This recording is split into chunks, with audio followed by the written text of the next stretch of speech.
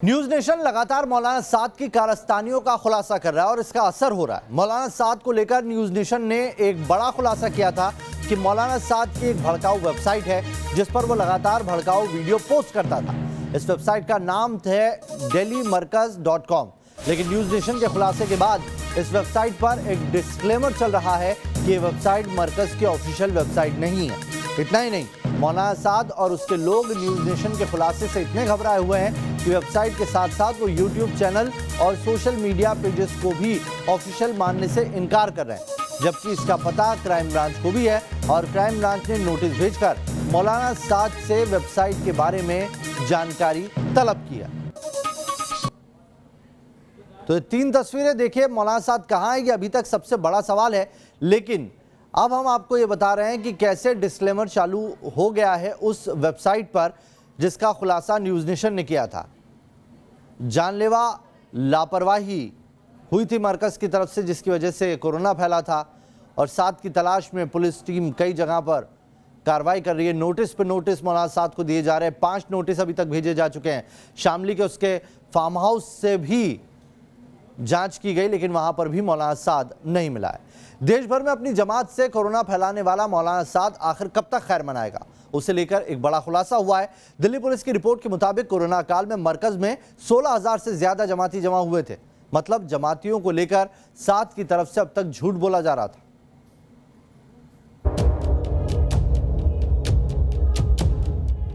मरकज वाले शातिर मौलाना की चाल बेनकाब। आखिर कब तक खैर मनाएगा वायरस फैलाने वाला मौलाना। कोरोना वाली जमात को लेकर बड़ा खुलासा। 13 से 24 मार्च के बीच मरकज में जमा हुए थे 16,500 जमाती। मौलाना साद पर जमातियों की तादाद छिपाने का आरोप। दिल्ली के निजामुद्दीन में मौजूद इस इमारत को आप भूले नहीं होंगे। ये तबलीगी जमात का अंतर्राष्ट्रीय मुख्यालय है। जमात के इस मरकज से देश भर में कोरोना वायरस फैल गया। कोरोना वाली इस जमात को लेकर बड़ा खुलासा भी हुआ है। दिल्ली पुलिस की रिपोर्ट में मौलाना साद के खिलाफ बड़ा सबूत मिला है। दिल्ली पुलिस की तरफ से केंद्र और राज्यों को सौंपी गई रिपोर्ट के मुताबिक 13 से 24 मार्च के बीच मरकज में 16,500 जमाती इकट्ठा हुए थे। मोबाइल डेटा कॉन्टैक्ट ट्रेसिंग के जरिए जुटाए आंकड़ों से यह खुलासा हुआ है। दिल्ली पुलिस ने सभी 16,500 लोगों की लोकेशन की जांच की। मरकज के बाद जमाती करीब 15,000 लोगों के संपर्क में गए थे। मरकज से कम 17 राज्यों और केंद्र शासित प्रदेशों में संक्रमण फैला है। मौलाना साद ने इस अहम जानकारी को पुलिस से छिपाने की कोशिश की। जानकारी के मुताबिक दिल्ली में मरकज का समारोह 13 से 15 मार्च तक 3 दिन के लिए बुलाया गया था। इससे पहले देश के तमाम धार्मिक संगठन अपने समारोह रद्द कर चुके थे। ऐसे में छत के नीचे हजारों लोगों को इकट्ठा करने का मकसद क्या था, जबकि पूरी दिल्ली में धारा 144 लागू थी। भीड़ लगाने पर सरकारी पाबंदी थी। 24 मार्च से पूरे देश में संपूर्ण लॉकडाउन कर दिया गया था, लेकिन उससे पहले ही मरकज में लगभग 2,000 लोगों के खाने पीने का सामान इकट्ठा किया जा चुका था। यानी ये पहले से तय था कि 15 मार्च के बाद काफी समय तक जमात के लोगों को दिल्ली में रुकना था। तो क्या ये एक सोची समझी साजिश थी जिसे मौलाना ने काफी पहले से प्लान कर अंजाम दिया था? इस बीच तबलीगी जमात के चीफ मौलाना साद का नया पैंतरा सामने आया है। मौलाना साद के वकील का दावा है कि साद सरकारी अस्पताल में कोरोना टेस्ट के लिए राजी है। दिल्ली पुलिस की जांच में मौलाना साद के कारगुजारियों का कच्चा चिट्ठा एक एक कर सामने आ रहा है। साद कितनी भी चालाकी क्यों ना दिखाए, वो पुलिस के शिकंजे से ज्यादा दिनों तक बच नहीं सकता। Team news nation. तो चलिए इस खबर पर बात करने के लिए हमारे साथ हमारे संवाददाता रुमानुल्लाह खान जुड़ गए हैं। रुमान, डिस्क्लेमर चलाया गया है अब वेबसाइट पर और साथ ही वो पेजेस जो अभी तक ऑफिशियल माने जाते थे यूट्यूब के और दूसरे सोशल ऐप्स पर, वो सब भी अब उससे डिनाई कर दिया गया है। देखिए, डिस्क्लेमर चल रहा है जिसमें लिखा हुआ है कि ये मरकज़ की आधिकारिक वेबसाइट नहीं है। लेकिन सिर्फ डिस्क्लेमर चलाना ही काफ़ी नहीं होगा, क्योंकि जिस तरह से वेबसाइट चल रही है, जितना खर्चा उस पर हो रहा है, वॉइस ओवर आर्टिस्ट के ज़रिए मरकज़ के तमाम वीडियो शुरू होते हैं। इसके अलावा जो वहाँ पर तकरीरें होती हैं या ऑडियो मैसेज होते हैं वो बहुत ही अच्छे इक्विपमेंट के ज़रिए रिकॉर्ड किए जाते हैं और उसके बाद फिर उस वेबसाइट पर डाले जाते हैं। हमें सूत्रों से जानकारी मिली है कि एक पूरी टीम है जो कि मरकज़ की इस वेबसाइट को चलाती है, सोशल सारे प्लेटफॉर्म को हैंडल करती है और यही जानकारी क्राइम ब्रांच को भी मिली थी क्योंकि इस वेबसाइट पर कई भड़काऊ और आपत्तिजनक ऑडियो वीडियो डाले गए थे, जिसके बाद ही क्राइम ब्रांच ने इस वेबसाइट के ऊपर नज़र गई। क्राइम ब्रांच की इन्वेस्टिगेशन की, तमाम वीडियो ऑडियो सुने और उसके बाद फिर मौलाना साद से जवाब मांगे गए कि आखिर इस वेबसाइट को कौन चलाता है और कहां से ये ऑपरेट होती है, इसका पासवर्ड क्या है, इस वेबसाइट से जुड़ी हुई तमाम जानकारियां मांगी गई। लेकिन अब ये डिस्क्लेमर चलाकर जिस तरह से मौलाना साद हमेशा से ही भ्रम की स्थिति पैदा करते हैं वो एक बार फिर से करने की कोशिश हुई है, जैसा कि अपने कोरोना टेस्ट को लेकर किया था। अब उनका वकील ये दावा कर रहा है कि मौलाना साद अपना कोरोना टेस्ट दोबारा से सरकारी अस्पताल में कराने को राजी हैं।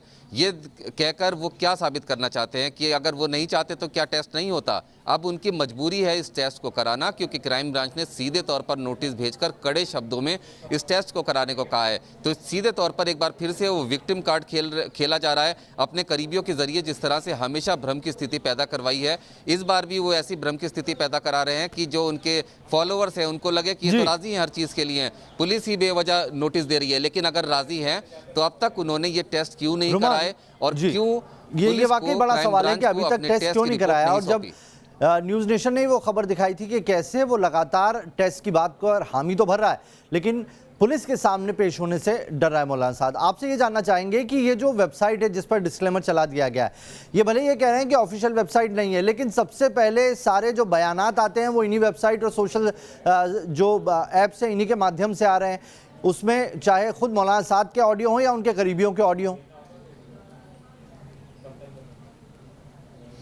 दुनिया भर में इनके जितने भी फॉलोअर जमाती हैं इस वेबसाइट को ज़रूर देखते हैं और मौलाना साद के तमाम संदेश पूरी दुनिया में फैले हुए उनके फॉलोअर्स के पास इसी वेबसाइट के ज़रिए जाते हैं। मरकज़ के अंदर किसी को किसी भी तरह की रिकॉर्डिंग की इजाज़त नहीं है। मौलाना खुद टीवी के सामने नहीं आते, वहाँ पे वीडियोग्राफी या कोई भी चीज़ ऐसी नहीं की जाती है। तो ऐसे में सबसे बड़ी बात यह है कि वहाँ पर जो भी तकरीरें होती हैं, वो जो बयान वहाँ पर दिए जाते हैं उसकी बहुत ही शानदार क्वालिटी की रिकॉर्डिंग होती है, ऑडियो रिकॉर्डिंग, और वो वेबसाइट पर डाली जाती है। तो सीधे तौर पर ये डिस्क्लेमर चलाने से अपनी जिम्मेदारियों से या जो इनकी प्रॉपर्टी है उससे नहीं भाग सकते हैं क्योंकि उनकी मर्ज़ी के बिना उनके बयान इतनी अच्छी क्वालिटी के साथ रिकॉर्ड करना नामुमकिन है। तो एक ये जो डिस्क्लेमर चलाया गया है ये अपने आप में एक मजाक लगता है। बहुत बहुत शुक्रिया रुमान, तमाम जानकारी के लिए, आपका हमारे साथ जुड़ने के लिए भी। तो मौलाना साद और तबलीगी जमात की जो फंडिंग है उसकी जांच में क्राइम ब्रांच के पास कई सबूत लगे हैं। उनसे साफ पता चलता है कि जमात से जुड़े लोगों को खाड़ी देशों में पैसा मिलता था, लेकिन जमात खाड़ी देशों में पैसे क्यों भेजता था यह अपने आप में अभी भी रहस्य बना हुआ है, जिसकी जांच हो रही है। लेकिन आइए आपको अब मौलाना के सीक्रेट खजाने के उन राजदारों से मिलवाते हैं जो विदेशी फंडिंग से लेकर रुपयों को ठिकाने लगाने तक का काम करते थे। पुलिस के 4 नोटिस के बावजूद भी सामने न आने वाला मौलाना साद अपने सीक्रेट अड्डे पर बैठकर शायद ये सोच रहा है कि पूछताछ न होने से उसके पापों पर पर्दा पड़ा रहेगा। लेकिन अगर वो ऐसा सोच रहा है तो बिल्कुल गलत है, क्योंकि जांच एजेंसियां इस विलेन की क्राइम कुंडली नॉन स्टॉप खंगाल रही हैं। तबलीगी जमात से जुड़े मौलाना साद के खास लोगों से पूछताछ में नया खुलासा हुआ है, जिससे पता चलता है कि जमात में कई तरह से फंडिंग होती थी। क्राइम ब्रांच की पूछताछ में पता चला है कि अरबों की फंडिंग के जरिए देश विरोधी ताकतों को हवा देने वाला साद बड़ा खिलाड़ी है। विदेशी फंडिंग संभालने में साद का सबसे बड़ा राजदार जावेद है। जावेद मरकज के खाते से रोजाना आने वाले लाखों रुपए को ठिकाने लगाता था। ये पैसे 1 दर्जन से अधिक खातों में टुकड़ों में ट्रांसफर करता था, जिससे किसी को उसके इस खेल का पता नहीं लग सके। खास बात यह है कि रोजाना मोटी रकम आने के बाद अगले 24 से 48 घंटे में सारी रकम खाते से निकाल ली जाती थी। इस रकम को नेट बैंकिंग से 1 दर्जन से अधिक खातों में ट्रांसफर कर दिया जाता था, जिसके बाद बैंक ने इन लोगों को चेतावनी भी दी थी, लेकिन ये ट्रांजैक्शन लगातार जारी रहे। जांच एजेंसी के मुताबिक साद की हर साजिश में उसके परिवार, रिश्तेदार और उसके बेटे शामिल हैं। पैसों का लेन देन भले ही अलग अलग लोग करते थे, लेकिन पैसों वाले खाते का हिसाब मौलाना साद के 3 बेटों के साथ साथ मौलाना साद के भांजे उवैस के पास रहता था।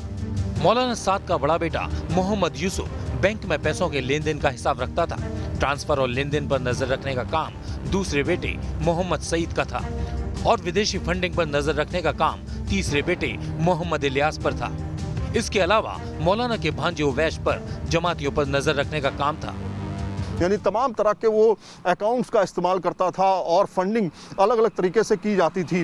विदेशी फंडिंग का मामला भी सामने है और ख़ास तौर पे जिस तरह से ईडी ने जांच बढ़ाई और ख़ास इसके साथ में आयकर विभाग ने जांच की, उसमें ये साफ तौर पे निकल के अब आ रहा है। जो सूत्र बता रहे हैं उसमें विदेशी फंडिंग के से लेकर के जो मरकज़ की कमाई थी, जो विदेशी फंडिंग थी, उसमें काफ़ी ज़्यादा पैसा इकट्ठा करके एक दूसरे ट्रांसफ़र में भेजा जाता था। यानी मरकज के नाम पर काली कमाई के इस खेल में मौलाना साद के राजदार उसके तीनों बेटे और भांजा ही हैं। इसके अलावा निजामुद्दीन मरकज में मौलाना साद के 2 और करीबी थे। अब जरा उस मरकज की उस कमाई के बारे में भी जान लीजिए जिस पर लगातार सवाल खड़े हो रहे हैं। मौलाना साद का सबसे भरोसेमंद हाजी मोहम्मद यूनुस बताया जा रहा है, जो मुस्तफाबाद का रहने वाला है। यही मरकज का केयरटेकर भी है। हाजी मोहम्मद यूनुस मरकज की सिक्योरिटी और ट्रांसपोर्टेशन का हेड तो है ही, साथ ही यूनुस पर मौलाना साद के पीठ पीछे मरकज में आने वाले लोगों और वहां काम कर रहे कर्मचारियों पर नजर रखने की जिम्मेदारी भी है। इसके अलावा जाकिर नगर का रहने वाला मुफ्ती शहजाद भी मौलाना का भरोसेमंद बताया जा रहा है और वो मरकज के प्रशासनिक कमेटी के सदस्यों पर नजर रखता है। जांच एजेंसी को शक है कि इन्हीं लोगों के विदेशी फंडिंग से ही मौलाना साद ने 2000 करोड़ की निजी संपत्ति जुटा ली। रिपोर्ट के मुताबिक मरकज को श्रीलंका, यूएई, सऊदी अरब, Nepal, South Africa, England, Tanzania, Malaysia, Thailand और कतर जैसे देशों से विदेशी फंडिंग होती थी। फिलहाल जांच एजेंसियां मौलाना साद के काले खजाने से जुड़े हर सबूत की बारीकी से पड़ताल कर रही है और मरकज की आड़ में उसकी काली कमाई की तह तक पहुंच भी रही है। Team news nation. चलिए, बड़ी खबर आ रही है इस बीच आप तक पहुंचा दें। जफरुल इस्लाम के समर्थन में सामने आ गया है जमाते इस्लामी। जफरुल इस्लाम के समर्थन में आया है। जफरुल इस्लाम के खिलाफ जो एफआईआर दर्ज हुई है उसे वापस लेने की मांग की है जमाते इस्लामी ने। आपको बता दें कि दिल्ली अल्पसंख्यक आयोग के अध्यक्ष हैं जफरुल इस्लाम और उन पर देशद्रोह का केस दर्ज हुआ है। कुछ ऐसे उन्होंने सोशल मीडिया पर टिप्पणियां की थी, पोस्ट किए थे, जिसके बाद से वो विवादों में फंसे हुए हैं। तो आज का जो पोस्ट है वो भी आपको बताते हैं और इसके पहले जो पोस्ट किया था जिस पर सवाल खड़े हुए वो भी हम आपको दिखा रहे हैं। जफरुल इस्लाम लगातार जो जहरीला बयान उन्होंने दिया था वो उनकी दिक्कत बन गया, जिसके बाद पुलिस ने देशद्रोह का मामला दर्ज किया है और अब इसके समर्थन में जमात इस्लामी आया है और ये कहा है कि वापस लेना चाहिए ये एफआईआर।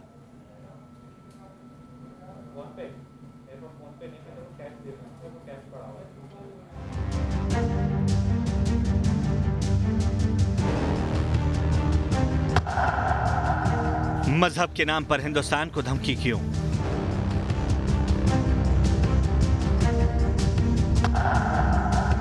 जफरुल इस्लाम क्यों बना भड़काऊ भाईजान?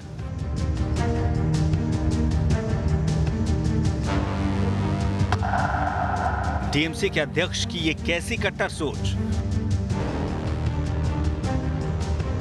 ये फेसबुक पोस्ट साबित कर रहा है कि देशद्रोह के मुकदमे के बावजूद दिल्ली अल्पसंख्यक आयोग के अध्यक्ष जफरुल इस्लाम की अक्ल ठिकाने नहीं आई है।